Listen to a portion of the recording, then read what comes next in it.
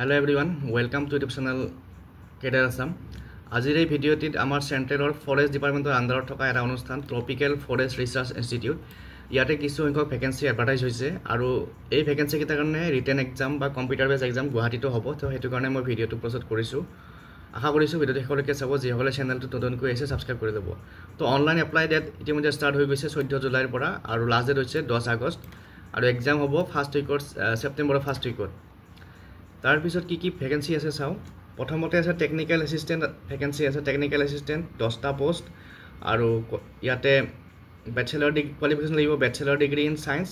with botany zoology agriculture forestry biotechnology chemistry environmental science or statistics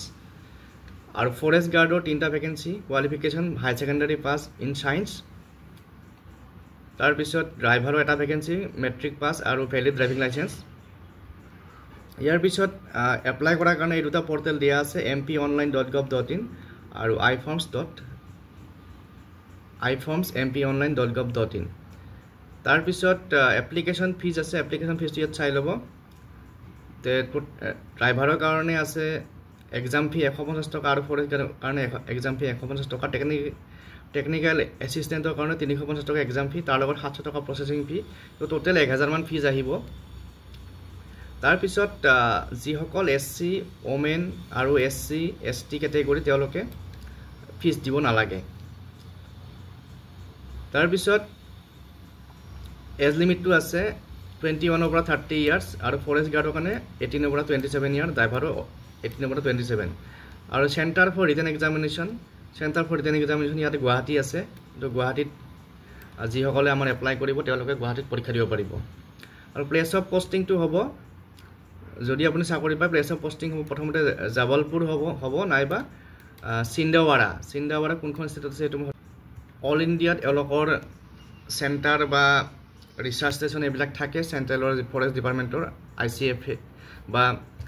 বিভিন্ন ক্ষেত্ৰত আমাৰ অসমৰ বিভিন্ন জায়গাত এইবিলাক হয়তো এতিয়া নহলো ইন ফিউচাৰ হ'ব গটিকে in future all India transfer থাকিব আৰু ৰিটেন টেষ্টত কি আহিব ইয়াত দিয়া আছে টেকনিক্যাল এসিস্ট্যান্টৰ কাৰণে আহিব general awareness reasoning English general science arithmetic relevant subject যাৰ যেটো সাবজেক্ট আহে তাৰে পৰা প্ৰশ্ন আহিব তো টোটাল 1 নম্বৰৰ প্ৰশ্ন আহিব আৰু টাইম থাকিব 180 নম্বৰ 180 মিনিট ফৰেষ্ট গাৰ্ডৰ আহিব general awareness arithmetic mental ability general English science of intermediate level তাৰ পিছত ফিজিক্যাল ষ্টেণ্ডাৰ্ড এটা আছে ইয়াতে ফিজিক্যাল ষ্টেণ্ডাৰ্ড টেষ্ট আৰু মেডিকেল ষ্টেণ্ডাৰ্ড টেষ্ট ৱাকিং 25 kilometre in 4 hours for female 14 kilometre in 4 hours আৰু বাকি ইয়াতে মেজাৰমেন্ট খিনি আছে আপোনাক চাই লব পাৰিব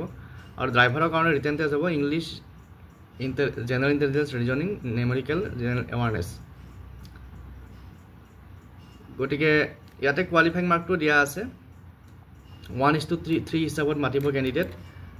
আৰু মিনিমাম কোৱালিফাইং মাৰ্কস ফৰ আনজাব 50% OBC NCL 45 আৰু SC ST কাৰণে 40% গটিকে যিসকলে ইন্টাৰেষ্টেড তেওঁলোকে এই এডভাৰটাইজমেন্টটো চাই পেলাই আপোনালোকে এপ্লাই কৰিব পাৰিব আৰু এপ্লাই কৰা লাষ্ট ডেটটো গম পাইছে 10 আগষ্ট আৰু এপ্লাই কৰিবৰ কাৰণে বা এডভাৰটাইজমেন্টটো চাবৰ কাৰণে আপোনালোকে যেটো ওয়েবসাইট আছে তেওঁলোকৰ ওয়েবসাইট আছে এটো ওয়েবসাইটত যাব